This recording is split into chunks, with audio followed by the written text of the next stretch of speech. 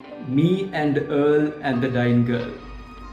It's a very personal movie to me. I watched it so many times, and let's find out why I think you should watch it.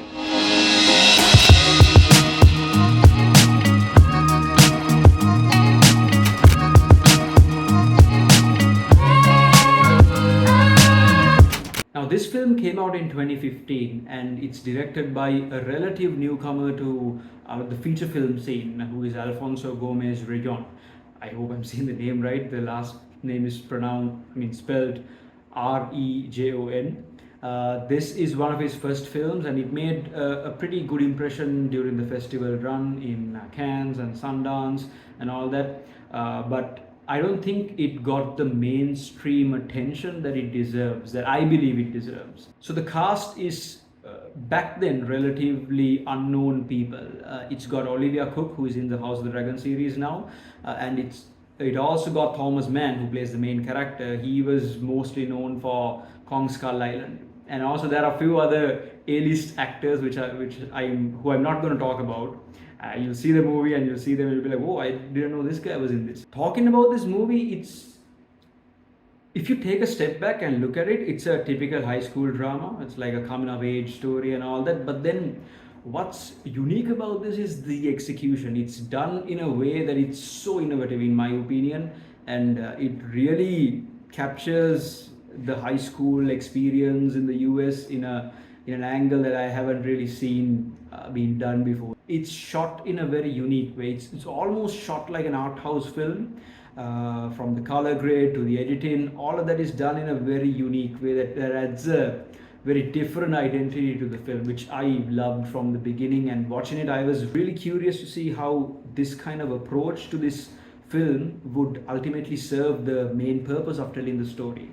It is a coming of age story, but it's more of a story where an awkward kid is navigating his high school life, and true to how most millennials and Gen Zs are, he's very nihilistic towards the world. He's very pessimistic about everything. So he's very critical about everything. And you see him being critical about his surroundings throughout the movie. And he's confronted with the situation where he has to break out of this.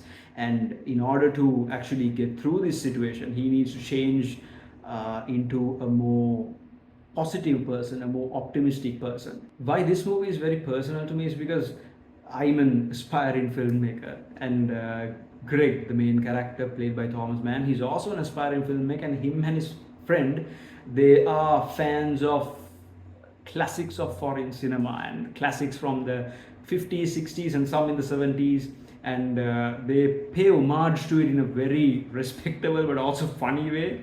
Like, you see references to a lot of these classic movies like Eyes Wide Shut, Breathless, Apocalypse Now, all these classic movies that you typically learn in film school. Now, I haven't been to film school, but I'm pretty sure like that's where the director is coming from, where he's trying to draw inspiration from the movies that gave him an education.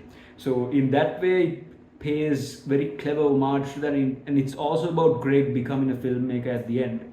And it's pretty crazy to see how this detached person, this person who's detached from society, from life and all that, he has to experience emotions on his own to finally tell a movie that feels real, because movies have to have emotion, and you can't be a nihilistic, pessimistic, withdrawn from emotion kind of person to tell an effective story. So it's, the way I see it, it's more of his journey as a filmmaker. And also, it comes to this point at the end, which I had to warn you, if you're a very sensitive person, it's going to break you. It broke me, and I remember I cried like a little girl watching that last bit. But it also doesn't just end there. Like, it resolves the thing, like it leaves you wholesome. And it's a surprisingly heavy movie in terms of philosophy. It's very philosophical the way it approaches things. And for me, the main hook that hooked me onto this movie was the fact that, like almost every high school movie, Greg narrates the story. So he, in his own nihilistic, pessimistic way, he narrates the story. And like 15 minutes into the film, he ruins the entire story. Like, he spoils it. He tells you what's going to happen at the end. And you're like, this bugger just ruined the story. And then For me, it was really curious to see where is it going to go. Like, he just spoiled the movie. Why should I watch it? So that drove me to watch the movie, and at the end, I was just left so satisfied. Like, this is one of those rare movies that I watched it once and I immediately watched it again.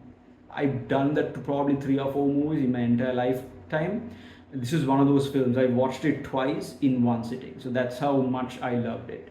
So why I think you should watch this movie is because if you, I mean, you've obviously seen a lot of high school drama, and if you are a young person like me, or if you are in the process of growing up, this could be a really relatable thing to you. And the other reason why I think you should watch this movie is for the end. So try not to spoil this for you. I mean, Greg spoils it for you anyway, but it's more than that. Like, it'll leave you thinking. It'll not just destroy you or make you happy and just leave it at that. It explains it unravels the entire story, and you realize that it's truly a story about moving on. And the philosophy of it put out through this movie and the way it's told is just really, really good. And I love this movie so much that whenever I have a bad day or I'm not in a mood, I just go back and watch scenes from this movie. That's the amount of effect this movie had on me. So I hope it'll have the same effect on you. And yeah, I highly recommend you check out Me and Earl and the Dying Girl. Thanks for watching.